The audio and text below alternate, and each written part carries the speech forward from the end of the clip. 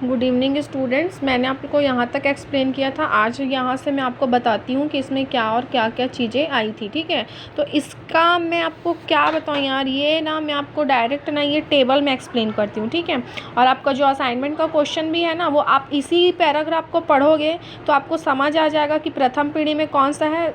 Mistake से ना आपका जो असाइनमेंट है ना, उसमें नीला फूल दे दिया, लेकिन नीला फूल नहीं है एक्चुअल में। वो कौन सा फूल है? बैंगनी। तो आप लोग जो असाइनमेंट में लिख रहे हो ना, उसमें नीला करके लिखना और ब्रैकेट में क्या लिखना? बैंगनी फूल लिखना। ठीक है, अब मैं जो इसका शॉर्ट फॉर्म है ना, वो आपको एक्सप्लेन कर रही हूँ। ये आप लोग के रीड करने के लिए है, वैसे आपके काम की है, लेकिन फिर भी मैं शॉर्ट फॉर्म में इधर एक्सप्लेन कर रही हूँ आपको। ये देखो, अब देखो, जो मेंडल है वो 12 साल तक एक्सपेरिमेंट कर रहे थे। तो उनमें से उन्होंने क्या क्या किया, कितने पौधे को लिया, पहले पीढ़ी में कैसा हुआ, दूसरी पीढ़ी में क्या अनुपात आया, इसके बारे में दे रहा है। ठीक है, तो यहाँ पर आपको देखो, जब प्रयोग पहला किया तो कितने पौधों को लिया? 7324 पौधे को लिया। ठीक है, उसके गुण क्या है? गोल और झुर्रीदार बीज निकले, मतलब जितने भी फल आए उसके फली के, मतलब मटर के, वो गोल और झुर्रीदार बीज थे। अब इनमें जब क्या बोलते हैं, प्रथम पीढ़ी के जो बीज आए वो कैसे थे? सारे के सारे गोल थे। ठीक है, और दूसरी पीढ़ी में क्या हो गए? जब प्रथम पीढ़ी में सारे गोल मिले, लेकिन गुण क्या थे उनमें? एक को गोल लिया था, एक को झुर्रीदार लिया था। ठीक है, प्रथम पीढ़ी में क्या हुए? सारे के सारे गोल फली मिले। दूसरी पीढ़ी में क्या हुए? 5474 गोल मिले और 1850 क्या हो गए? झुर्रीदार मिले। मतलब कि प्रथम पीढ़ी में कोई चेंज नहीं हुआ, सिर्फ एक के गुण आए। किसके गुण आए? गोल में।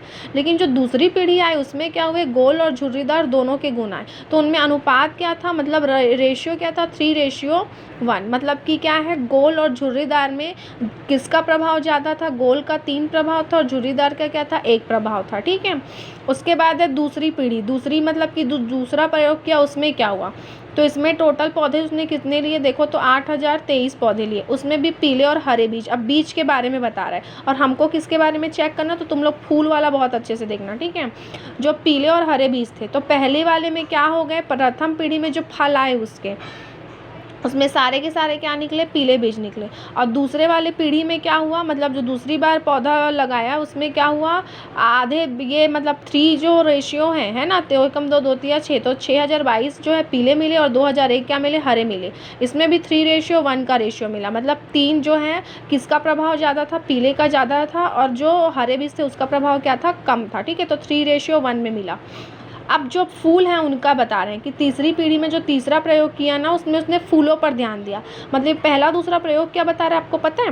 कि जब पहला प्रयोग किया तो उसने सिर्फ बीज को देखा, दूसरा प्रयोग किया तो उसमें उसने सिर्फ मतलब जो बीज का कलर है उस पर ध्यान दिया, तीसरा जो है वो फूलों पे ध्यान दिया। तो तीसरी बार में उसने 929 फूल मतलब पौधे लगाए, पौधों की संख्या लगाए। अब उसमें गुण क्या था? बैंगनी और सफ़ेद फूल दोनों थे। लेकिन प्रथम पीढ़ी में क्या हुआ? सारे के सारे क्या पौधे में मतलब कि फूल के कलर क्या मिले? बैंगनी। बार बार बता रही हूँ कि जो आपका असाइनमेंट है उसमें ब्लू कलर शो कर दिया, मतलब नीला कलर। तो ये नीला लिखना, क्योंकि भाई वो बोर्ड की तरफ से आए तो हम उसको चेंज नहीं कर सकते, लेकिन ब्रैकेट में बैंगनी लिख देना। ठीक है, तो प्रथम पीढ़ी में सारे के सारे कौन से कलर के फूल मिले? बैंगनी कलर के फूल मिले। ठीक है, और फिर जब दूसरी पीढ़ी में फूल मिले वो कैसे मिले? 705 बैंगनी मिले और 224 कैसे मिले? सफ़ेद मिले। मतलब दूसरी पीढ़ी में इसको इतना रेशियो मिला। ये भी वही बता रहा है, और यही जो है ना तुमको वर्ड्स में लिखा हुआ है कि प्रथम पीढ़ी में किस प्रकार के फूल मिले। तो आपको पहला नंबर डाल के लिखना पड़ेगा कि प्रथम पीढ़ी में जो मेंडल ने प्रयोग किया था उसमें सारे के सारे फूल किस कलर के थे? किस रंग के थे? बैंगनी कलर के मिले। फिर थे दूसरी पीढ़ी में किस तरह के फूल मिले? तो दूसरी पीढ़ी में क्या हुए? 3:3 में मिला। मतलब कि आप लिख सकते हो कि 929 पौधे उन्होंने लगाए, जिसमें से 705 बैंगनी निकले और 224 सफ़ेद निकले। मतलब 3:1 में क्या हुआ? उसको आंसर, मतलब कि जो फूल है वो मिला, ऐसा करके। ठीक है, अब उसके बाद में जो चौथा है वो फूली हुई और संकीर्णित फली, मतलब जो बीज है वो फूला हुआ या चपटा हुआ है उस पर हुआ। तो सारी पहली फूली हुई निकली और दूसरी बार में क्या हुई कि 882 फूली हुई निकली और बाद में संकीर्णित निकली। ठीक है, इसका भी रेशियो ऑलमोस्ट लगभग 3:1 में आया। फिर पांचवा किसमें बताया, कलियां और मतलब फलियां जो है वो हरी और पीली। कलर क्या होता है, पहले में सारी हरी निकली, दूसरे में फिर हरी कली सारी निकली। कक्षस्थ वाला बात हो रहा है, जो कक्षस्थ मैं तुम लोग को पहले बताई थी उसके बारे में है।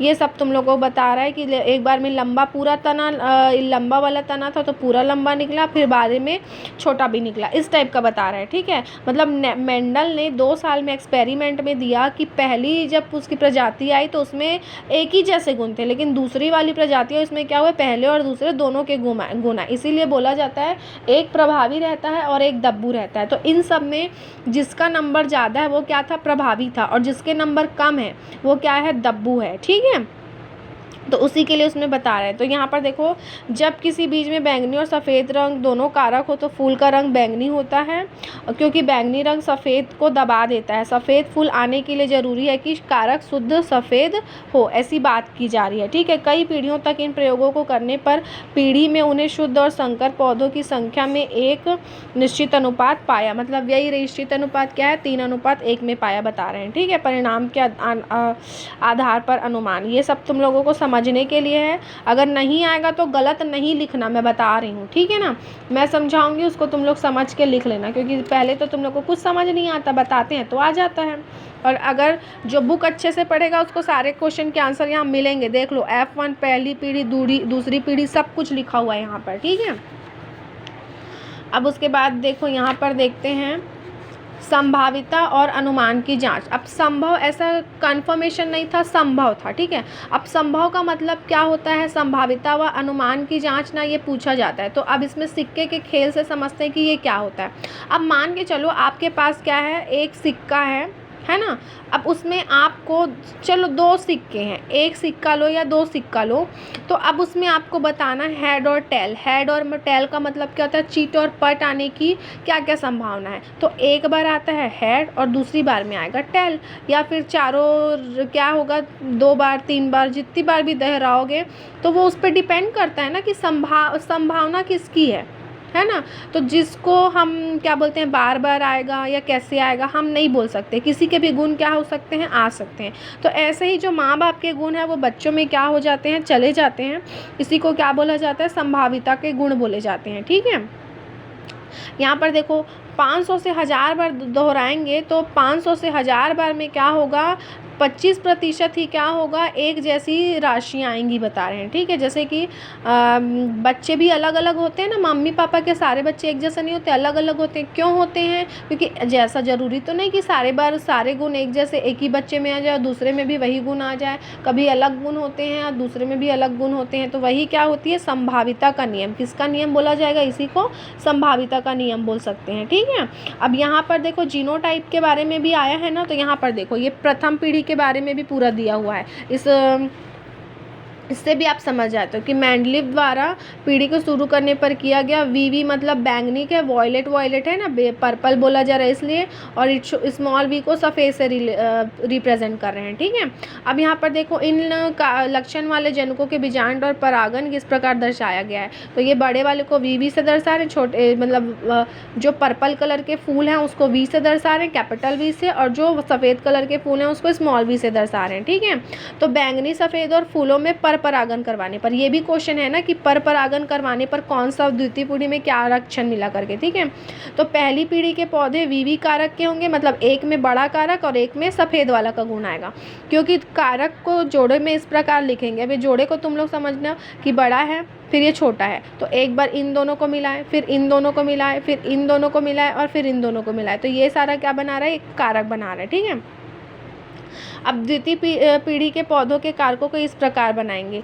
तो पहली पीढ़ी से प्राप्त यानी द्वितीय पीढ़ी के जनक पौधे के बीजांड परागकण इस प्रकार से दर्शाया जा रहा है। अब द्वितीय पीढ़ी के क्या ले रहा है, ये capital V and small V, मतलब कि मतलब पर्पल वाले के गुण थे और किसके गुण थे, सफ़ेद वाले के भी गुण थे। क्योंकि पहले मैंने आपको बताया ना टेबल में कि पहली पीढ़ी में क्या हुआ था, सिर्फ बैंगनी फूल मिले, लेकिन हमको बात कर रहे हैं द्वितीय पीढ़ी की। किसकी पीढ़ी की, द्वितीय पीढ़ी की, तो उसमें बैंगनी और सफ़ेद दोनों ही मिला हम लोगों को। ठीक है, तो इसलिए ये बैंगनी कलर हो गया, ये सफ़ेद कलर हो गया। अब इन दोनों को जब हम फिर से मिलाएंगे तो क्या क्या कारक मिलेगा, तो ये प्रथम पीढ़ी सॉरी ये बैंगनी और ये सफ़ेद, ये बैंगनी और सफ़ेद, तो ये दोनों सक्षम वाले लोग मिले तो वी मिला। फिर इसके बाद में ये वाला इससे मिला तो स्मॉल वी वो कैपिटल वी हो गया, मतलब सफ़ेद और पर्पल। फिर ये स्मॉल वी कैपिटल वी मिला तो सफ़ेद पर्पल, और ये वाला भी क्या मिला, सफ़ेद पर्पल। ठीक है, यानी 25% पौधे पहली पीढ़ी के बैंगनी फूल के जनक के समान है। ये संभावित है, मतलब के ना एक रेशियो प्रपोर्शन है। ठीक है, 25% पौधे पहली पीढ़ी के सफ़ेद पीढ़ी वाले फूल जनक के पौधे के समान एवं 50% पौधे द्वितीय पीढ़ी के जनक के समान मिले। 50-50% का मतलब क्या होता है, ये आधा आधा मिला मतलब 50%। ठीक है, इस टाइप के बोल रहे हैं। विषम रूप कारक जिसको क्या बोलते हैं, हेट्रोजॉब्स फैक्टर बोलते हैं, समरूप कारक या फिर क्या बोलते हैं इसको, कैपिटल वी भी बोला जाता है, कि जब जैसे एक जैसे मिलता है, समरूप कारक एक जैसे मिलता है तो उसको क्या बोलते हैं, होमोजोगस बोला जाता है। ठीक है, और अलग अलग मिलता है, मतलब ये इस टाइप का मिलता है तो उसका क्या बोलते हैं, हेट्रोजॉब्स बोलते हैं। ठीक है, अब क्या आप जानते हैं ना, इस वाले को तुम लोग पढ़ना, तो उसमें जीनोटाइप और फिनोटाइप को समझाया गया है, तो तुमको मे भी समझ आएगा, नहीं तो मैं इसको नेक्स्ट वीडियो में एक वीडियो और बनेगा इसका, उसमें मैं एक्सप्लेन करूँगी। Okay, bye.